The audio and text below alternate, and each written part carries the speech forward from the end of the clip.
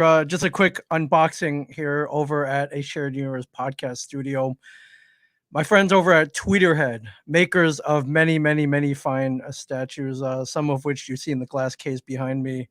Um, I grabbed a couple of things from them. Thought I'd show you this for all the Superman fans out there. I know there are at least one or two of you out there watching this, so that's which is pretty awesome. The Tweeterhead, if you head over to tweeterhead.com, you can see all their amazing statues.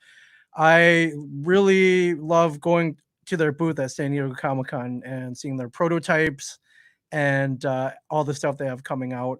And actually, oh shoot, I have their superpowers Batman, like literally right above my head right here. So, um, I uh, I love them. As you can see, we love our display items here. I almost we're running out of room too, which is bad. I guess I'm gonna need either another glass case, or we need to move to a bigger space, or we just need to build some shelving in here. I am not really sure. So, but if you were a fan of Tweeter statues out there, please shout it out, man. I'm sure my man Chad Colbank, who runs the show over there, would love to hear that. This is a Kandor Maquette. It is I believe it was San Diego Comic Con 2017 exclusive, and I didn't get it in its initial run. They had a few left over, and I was lucky enough to get one off their website. And I love this thing. If you're a Superman fan out there, the Bottle City of Kandor made its first appearance in Action Comics number 242, which is also the first appearance of Brainiac. And in that issue, Superman fights Brainiac, who is vastly powered and almost defeats Superman. So Brainiac's he's being kind of a dick. I believe there was something going on with his home world. I think it might have even been a plague of some sort. So Brainiac takes a rocket ship. He's going all around the galaxy, and he is going to other worlds and grabbing their prosperous, thriving cities, putting them into bottles, and he's going to repopulate his home world. And so when he fights Superman, I believe he has grabbed. I think he grabs Paris, and he grabs New York, and I believe Metropolis gets grabbed in there too. Somehow Superman finds himself in the Bottle City of Kandor, which I believe was a city that used to exist on Krypton. So he's able to see. He's able to hang out with some of his homies, and there's a smart dude on Kandor. I believe he's a professor of some sort. Explain to Superman what's going on, and I even believe this professor is like, "Oh yeah, man, I used to hang out with your dad." So, which is your dad. I used to hang out with Jor-El, which I was like, "Wow, that's pretty cool." So, so they have pretty great interaction. Action Comics 242. I would tell you to go pick that issue up, except it's worth quite a bit of money now, and I don't have it in my collections. Probably, I'm gonna try to find a low grade copy. So, I'm gonna open this. So it's pretty cool. So Brainiac has shrunken cities down to in the comic books. They're a little bigger than this. I want to say maybe they're kind of like a bell jar about this big, and so this is 5.5 inches tall, and it has a real glass dome. And you know how like when you buy statues and things statues, they give you like a scale, like a 1/6 scale, 1/5 scale.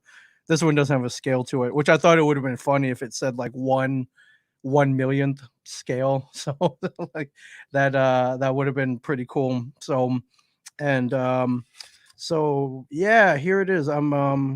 Might be easier if I display it on its box here. So that is it. Real, if you can, I'll tap on that and try not to break it, but as a real glass dome. The city is like like an orange crystal, and I love it. It has kind of like this air tube here that you can connect to it, and there it is. So in relation to the real Bottle City Kandor, I guess this would be maybe a quarter scale. If I mean, I've never laid eyes on the actual Bottle City Kandor, which Superman ended up taking back to, I believe he keeps in the Fortress of Solitude. and kind of hangs out there. And it comes up many times since its first appearance. Um, Actually, it came up pretty recently. I think in when Frank Miller's. I'm trying to remember that storyline that not just came out. It came out like 3 years ago, and actually became a pretty big plot point as some of the Kandorians, I guess, came back and invaded Earth, and they were affected by Earth's yellow sun. All havoc ensued. Definitely pick that one up. So this is cool. I would tell you to go pick this up, but I think they're all out over at Tweeterhead. So you're gonna have to pick this one up over at the secondary market. Unfortunately, so I hate to tease you with this, but I had to show you guys. I had to show you guys because this thing is cool. I wonder. I just yeah, there it is. So um, that is not the scale. I think that's the scale relative to my head, and then if I move it forward, it kind of it looks huge. So it is pretty cool. So you're asking me what is in the box here, much like Brad Pitt would in the movie Seven. This was a crystal base that Tweeterhead came out with to place the Bottle City on, as if it were sitting over at the Fortress of Solitude. So it's a like an ice crystal base, and I'm gonna bust it open right now. So it hopefully you guys are getting as much fun mail as I am during this quarantine because it's one of the things keeping me sane. So I'm gonna rip this open right now, and all right, expertly padded, and all right, I'm gonna try not to break this. This is a lot bigger and heavier than I thought it was gonna be. So all right, I'm gonna have to rip through. Thanks, Chad. If you pack this, thank you. It's very expertly padded. But I'm gonna open this up right now, and all right. This looks awesome.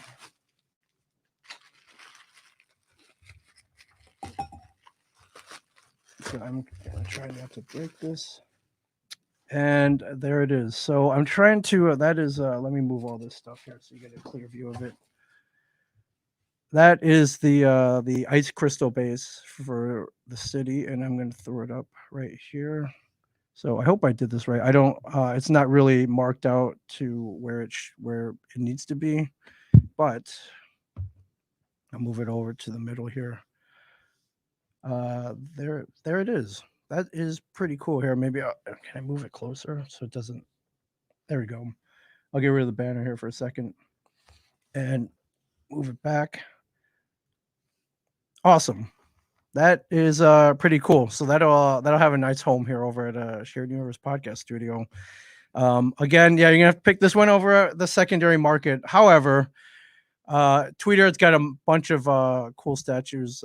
They just announced this one right here, which is a Hordak Legends maquette coming soon. It is a 1/5 scale statue. Now, I'm not going to pretend to be the world's biggest He-Man fan.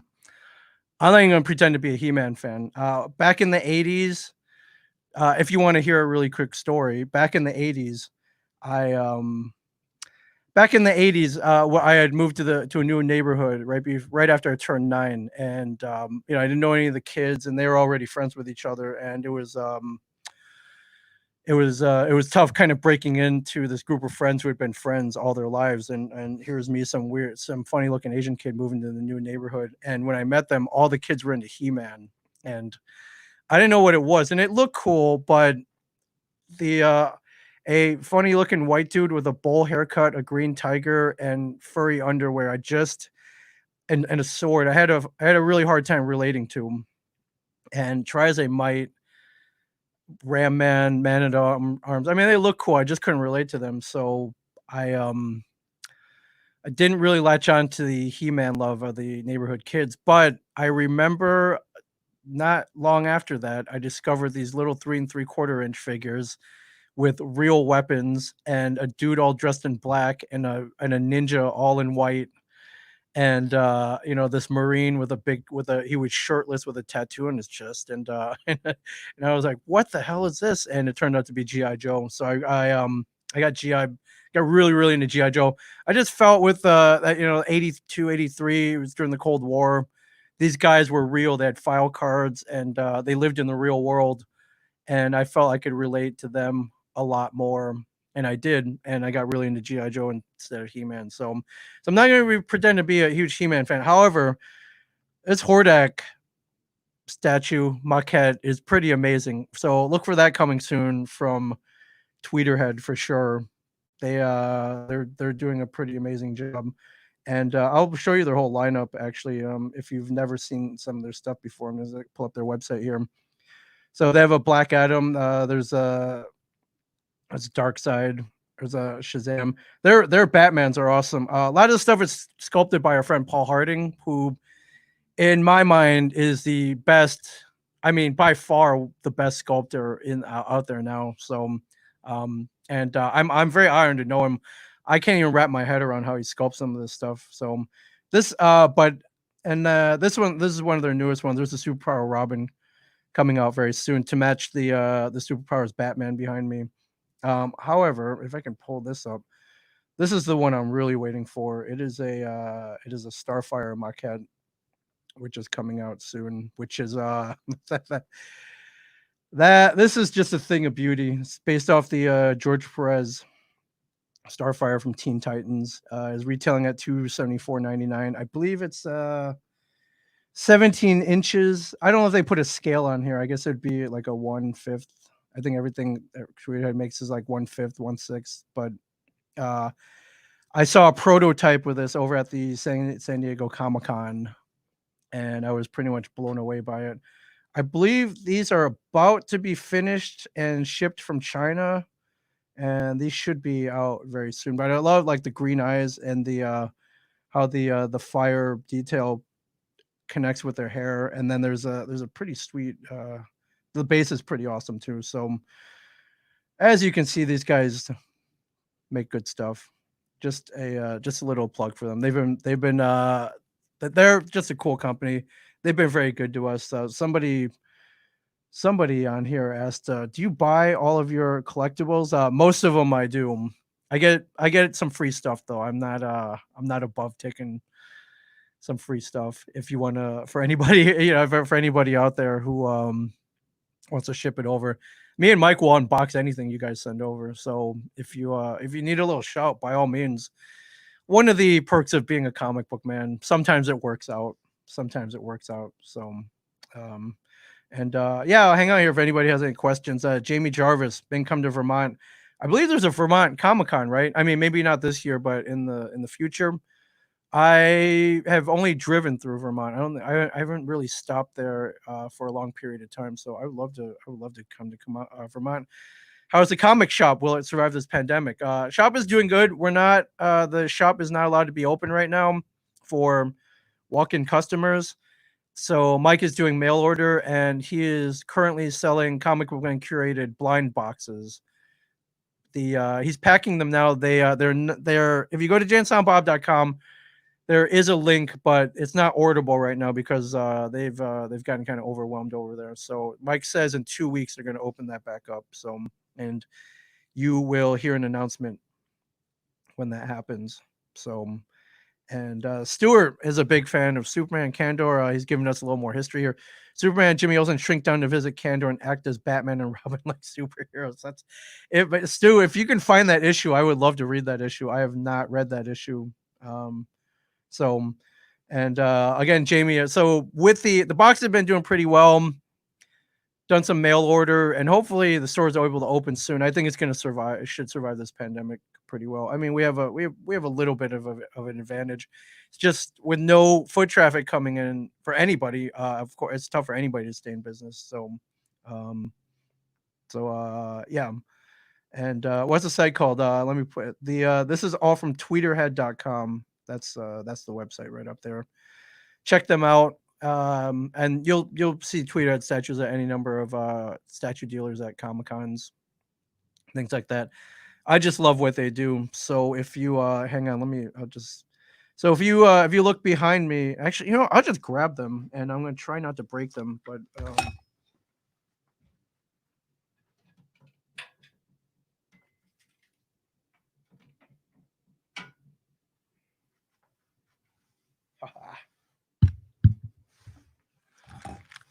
So this one's one of my favorites. It's the Linda Carter Wonder Woman.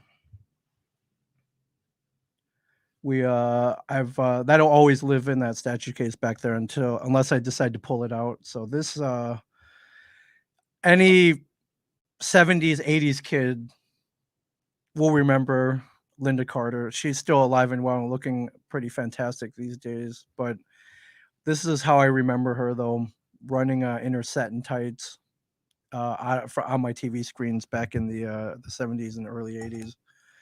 And they did a pretty great job at capturing her, just her physical appearance, but I believe her essence too. I think she had she was Linda Carter Wonder Woman, definitely something special. I don't think I'll get any argument there, and I think everybody will agree. So this this one's pretty sweet, and I have a Julie Newmar Catwoman from Tweeterhead back there too.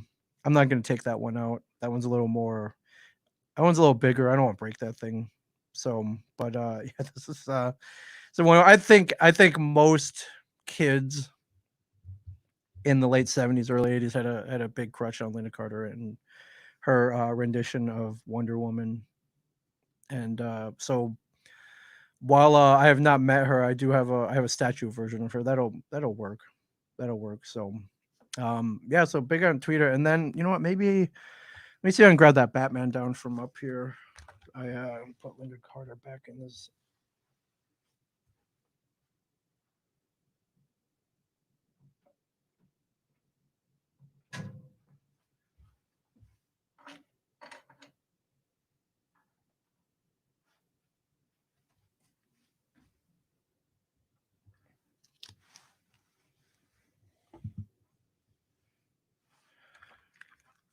This is the Superpowers Batman statue that Tweeterhead does. Oh, shoot. This one's sculpted by the aforementioned Paul Harding, and it's pretty majestic with the flowing cape